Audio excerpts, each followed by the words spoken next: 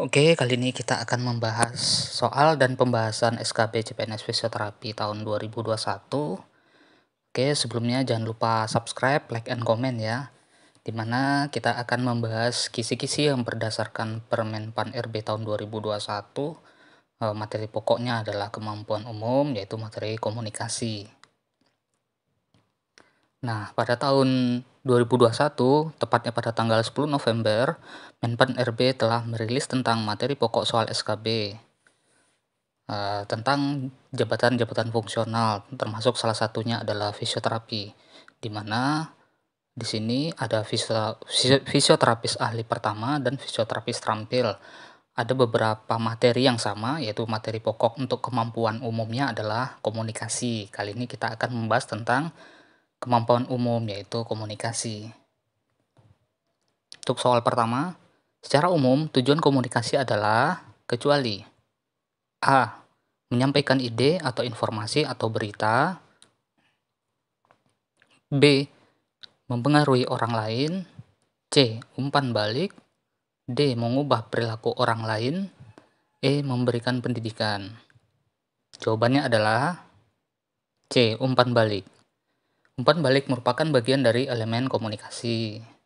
Tujuan komunikasi secara umum itu ada 5. Yang pertama, menyampaikan ide atau informasi atau berita. Yang kedua, mempengaruhi orang lain. Ketiga, mengubah perilaku orang lain. Keempat, memberikan pendidikan. Kelima, memahami ide orang lain. Soal kedua, yang termasuk ke dalam elemen komunikasi untuk berlangsungnya komunikasi yang efektif adalah A. Menyampaikan ide atau informasi atau berita. B. Informasi atau pesan atau berita. C. Komunikasi verbal. D. Komunikasi nonverbal. E. Respon. Jawabannya adalah B. Informasi atau pesan atau berita, di mana elemen komunikasi itu terdiri dari 5 bagian. Yang pertama adalah komunikator atau sender, kedua informasi atau pesan atau berita, yang ketiga komunikan atau receiver, keempat adalah umpan balik, kelima atmosfer atau konteks. Soal yang ketiga, sebutkan bentuk atau jenis komunikasi. A. Komunikasi verbal dan komunikasi nonverbal. B. Komunikator dan komunikan. C. Pesan dan informasi. D. Ideating dan receiving. E. Verbal dan nonverbal. Verbal dan vokal. Jawabannya adalah A. Komunikasi verbal dan komunikasi nonverbal. Bentuk atau jenis komunikasi itu terbagi menjadi 2. Yang pertama adalah komunikasi verbal, yang kedua adalah komunikasi nonverbal. Oke, soal yang keempat.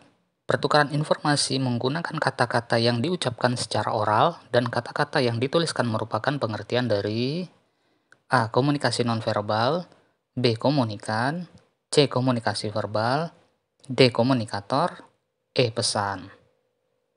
Jawabannya adalah C. Komunikasi verbal. Pertukaran informasi menggunakan kata-kata. Kata kuncinya adalah komunikasi verbal menggunakan kata-kata.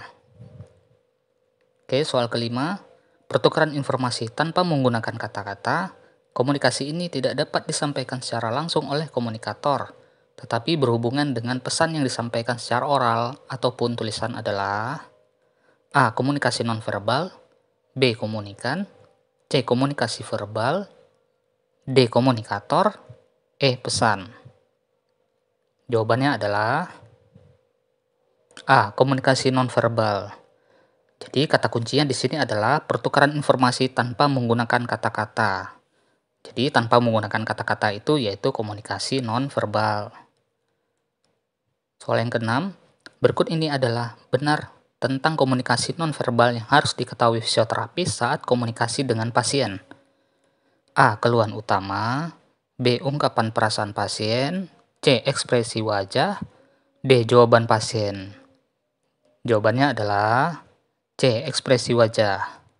Komunikasi nonverbal adalah pertukaran informasi tanpa menggunakan kata-kata. Macam-macam komunikasi nonverbal adalah kontak mata, ekspresi wajah, postur dan sikap tubuh, gaya jalan, gerakan atau bahasa isyarat tubuh waktu bicara, penampilan secara umum. Soal ketujuh, berikut ini adalah benar tentang komunikasi verbal yang harus diketahui fisioterapis saat komunikasi dengan pasien. A adalah kontak mata, B ekspresi wajah, C postur atau sikap tubuh, D gaya jalan, E menjelaskan prosedur tindakan. Nah, jawabannya adalah E menjelaskan prosedur tindakan, di mana komunikasi verbal adalah pertukaran informasi menggunakan kata-kata yang diucapkan secara oral dan kata-kata yang dituliskan. Saat menjelaskan rencana penatalaksanaan fisioterapi kepada pasien, menjelaskan prosedur tindakan, melakukan konsultasi, kolaborasi, atau melaporkan kondisi pasien merupakan bagian dari komunikasi verbal. Soal ke-8, berikut ini cara efektif untuk melakukan komunikasi interpersonal adalah A. Tatap muka atau face to face, B. Melalui telepon, C. Dialog dengan diri sendiri, D. Melalui media. Jawabannya adalah A. Tatap muka atau face to face. Jadi, komunikasi yang efektif untuk komunikasi interpersonal yaitu dilakukan secara tatap muka atau face to face. Soal ke-9, seseorang yang mengirimkan pesan disebut sebagai A. Komunikasi nonverbal, B. Komunikan, C. Komunikasi verbal, D. Komunikator, E. Pesan. Jawabannya adalah D. Komunikator. Jadi kata kuncinya di sini adalah yang mengirimkan pesan. Yang mengirimkan pesan itu adalah komunikator. Soal ke-10, seseorang yang menerima pesan dari komunikator adalah pengertian dari A. Komunikasi nonverbal, B. Komunikan, C. Komunikasi verbal, D. Komunikator, E. Pesan. Jawabannya adalah B. Komunikan. Kata kuncinya di sini adalah yang menerima pesan. Jadi yang menerima pesan itu adalah komunikan. Oke, sekian dan terima kasih.